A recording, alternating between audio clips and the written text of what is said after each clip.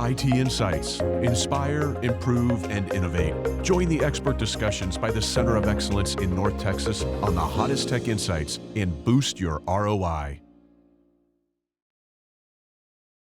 Hello everyone. Welcome to the very first episode recorded in our Center of Excellence based in Dallas, Texas.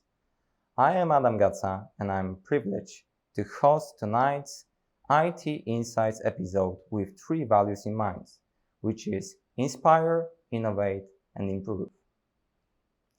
Our guest today is CIO 100 award recipient, the author of the DevSecOps Playbook, experienced C-level transformational leader with vast knowledge and experience in IT roles such as development, cybersecurity, DevOps, and architecture. Sean Mack. Pleasure to have you, Sean. Great to be here with you. Sean, so some dust have fallen on 2024. We had definitely a tough year with a lot of challenges, risks that we couldn't predict, that impacted the global market and the IT industry itself. We have situations, COVID, we have remote work, supply chains, interruptions, war, a lot of deep fakes, for example. What would be your top three insights, takeaways, looking back? No, it's a great question. So first of all, thanks for having me here today. Great to be able to meet with you here in Dallas. We have been through an enormous amount of change over the past 3-4 years, something that's really been unprecedented. And we have to take some real learnings from that. I think to be an innovative leader, we need to be willing to innovate and change ourselves. And so it is interesting to ask when we are thinking about, what are some of the most impactful changes, also how we've changed. I think obviously you pointed to one of the biggest ones, COVID and all the changes that drive. Personally, one of the biggest changes for me has been the shift in thinking about remote work, right? I think we all learned that we can work remotely. We had to learn that, and we had to learn it really fast.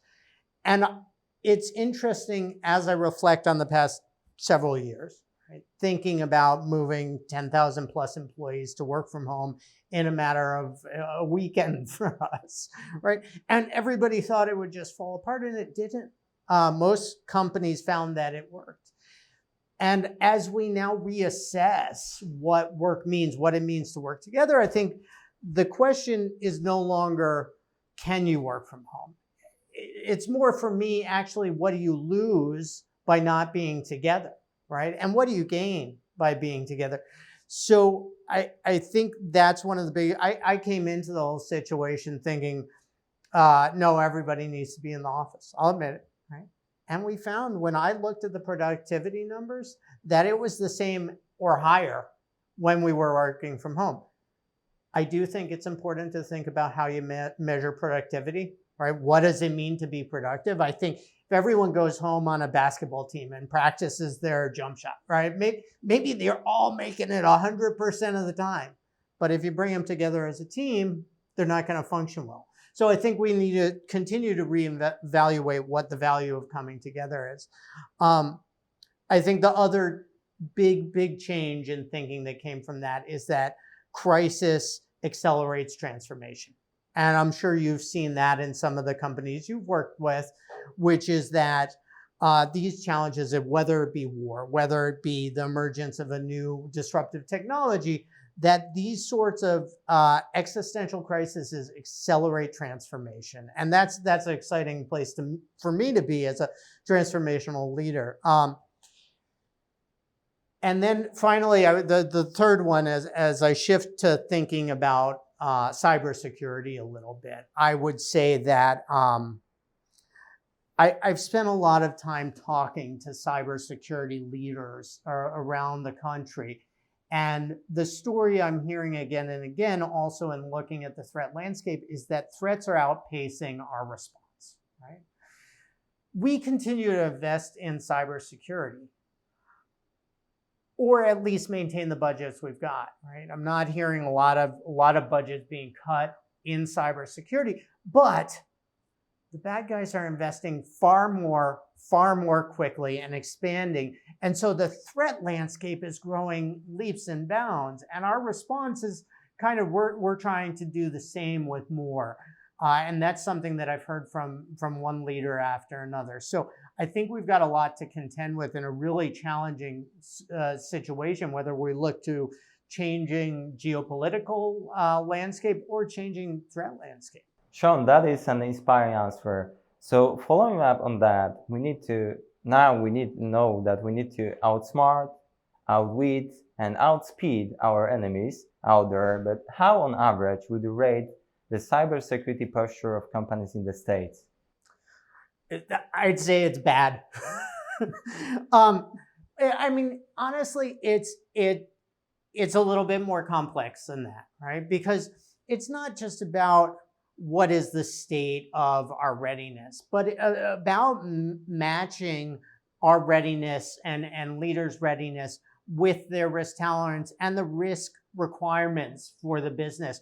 And I think that's something we really need to focus on is what are the requirements for the business? What's the risk tolerance for that business? And then make sure cybersecurity response is proportional, right? So if you're talking about a financial institution, right, you've got to have the highest levels of cybersecurity, right? If you're talking about a startup that's just trying to get a beta product out to 5 customers, maybe speed to market is actually more important than eliminating 100% of risk, which you're never going to do, right? So it's about finding that balance. Now, if we look in general, I'll go back to what I was saying earlier, which is that the threat landscape is expanding much more rapidly than companies' responses in general, right? If you look at the threat actors out there today, it's really astounding. I forget it. I think the stat is that it's about cybercrime is now between an $8 and $11 trillion industry. So to put that in perspective, that's bigger than the gross domestic product of most countries, behind only like the US and China. So if cybercrime were a nation state, it'd be the 3rd largest country in the world, right? And that includes major players like nation states. It also includes major syndicated crime organizations that act much more like a well-funded corporation than they do like, you know, the hoodied hacker in his mother's basement that we kind of think of when we think of the hacker. And that amount of money means that these people are really doing a lot of work to get into your systems. So, and yet our budgets for the most part and cybersecurity are remaining stagnant. And you know, so it isn't like I'm seeing and hearing about huge cuts, but I'm not hearing about huge investments either. I couldn't agree more with you. So what we see is an increased budgeting when it comes to investing. We have new technologies emerging. We are now working on data sets. We are implementing machine learning, AI-based solutions. So not increasing the budget on security. How would you recommend that we improve our actually cybersecurity posture within the organizations? Yeah. Well, I mean, obviously, I have a passion for DevSecOps.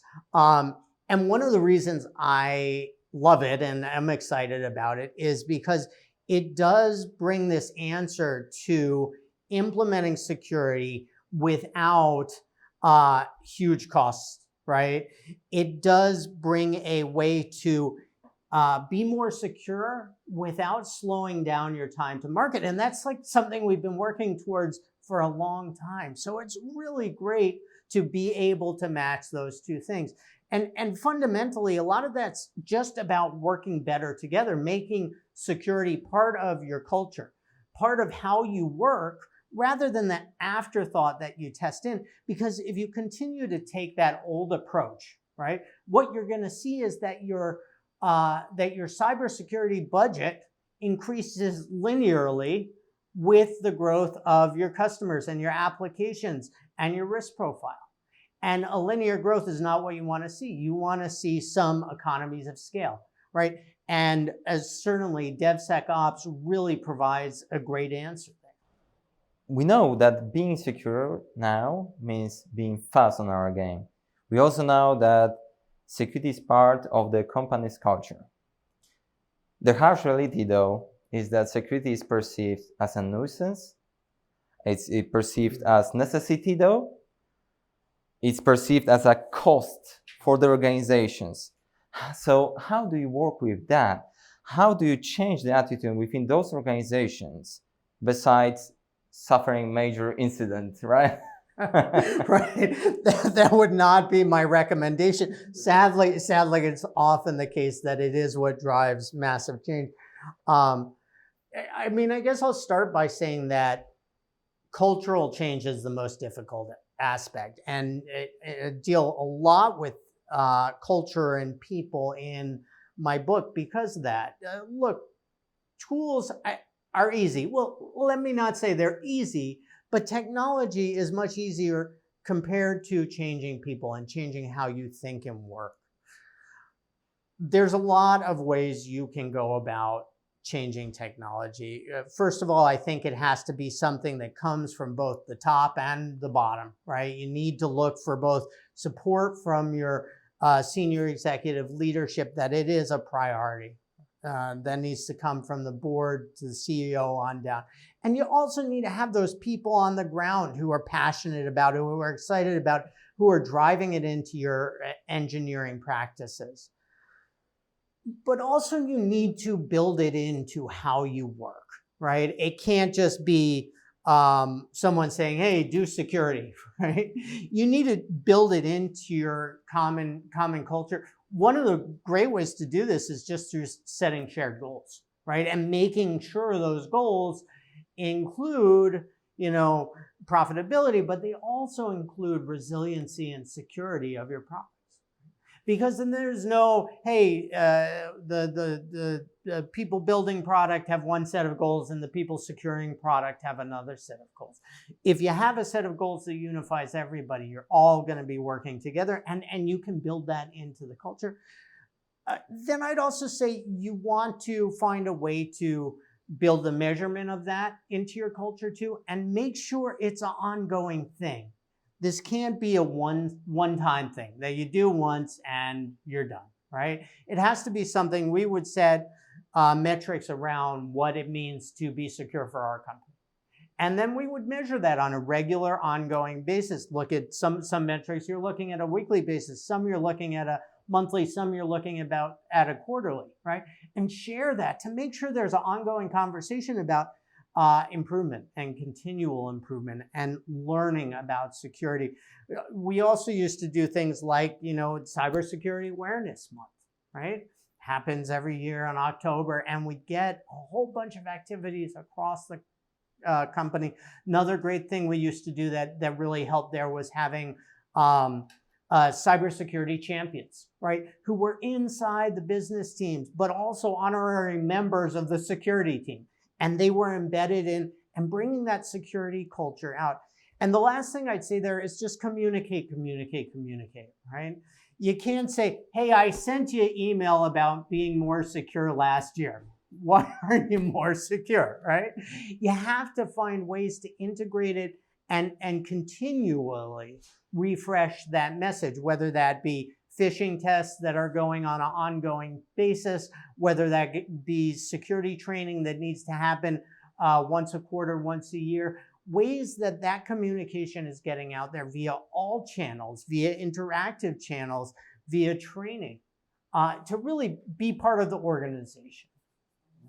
Thank you. So the saying that company's culture is eating on breakfast the best strategy is very much on point here. Absolutely. If we are able to embark on this continuous journey, set ourselves the bar higher and higher with the security posture of the organization, increasing the awareness and how we work daily, it will bring fruits without increasing the budgets. Absolutely. Sounds very simple, So let's go further towards innovation here. What do you think will be the innovation in the cybersecurity space that will change the play field in the coming year, or what will be the biggest threat? Yeah. So it's a good question. Like I said, I'm taking a lot of time going around the country speaking to cybersecurity leaders across the country. So I've got some input from a lot of different industries, a lot of different leaders, and I'm going to say AI. I know you expected me to say DevSecOps, but I'm going to say AI. Look, we know it's fundamentally reshaping all sorts of businesses, but I think we're already seeing the impact in cybersecurity, and both on the threat actor side and the response side, right? We're seeing on the response side, on the threat actor side, right now it's, we're seeing better phishing emails, we're seeing better deep fakes, and it's getting better and better to the point where we're hearing about CEOs, employees getting video messages from the CEO saying, help, I need a password reset, right? And those are generated by AI. Haven't heard reports of any real-time video yet, but it's coming if it isn't there already. But on the response side too, it affects, you look down all the things you need to do to secure your systems. And AI plays a role in just about every one of them, whether it be, analyzing all of that data. And I would also say that when I'm talking about AI, we need to consider the broader realm of AI, not just LLMs and ChatGPT, but also things like machine learning, which are a subset of the broader spectrum. Because there's all this data, and when you look at endpoint detection and response, looking at all that data and really detecting anomalies, phishing responses, looking at all the different aspects. Is that really how this person speaks? Is that a normal communication channel? Is that a normal communication location? Is that a normal communication time? To using it within your alert response in your SIM, to using it in training and taking junior analysts and making them that much better, that much powerful by putting the tools of AI in their hands to respond. I mean, it's going to be interesting because as AI enables the threat actors to attack quicker, to do things like auto adapting malware, right? Where the signature isn't the same because it's always updating itself, right? We also need to see the responses speed up, right? And so there's a future we can imagine where we have AI battling AI. And in many cases, that's already there. And that's something we really need to think about and then make sure we have the ethics and the intent alignment there when we're thinking about how we're using it to respond. And the last thing I'll say is we also just need to think about the economics of cybercrime. As I said, it's a multi-trillion-dollar industry. And so if we continue to allow cybercrime to be a profitable business, there's going to be a continued expansion. And we're going to need to get better at how we respond across the board before we see that decrease. Well, I must say, I'm not surprised, but you don't make the cybersecurity job any easier. We need to predict the future, prepare for all possible variants out there, and we also need to look back because still we humans are the weakest link in the chain, and still there are old methods out there which are very successful when it comes to penetrating the security of the organizations. Thank you very much for your time and for your expertise. Thanks also to our viewers. I'm feeling inspired and I hope you feel as well. So let's go, improve and innovate. IT Insights, talks on business and IT challenges with tech leaders. Visit us at itinsights.tech and dive into our podcasts, webinars, and events.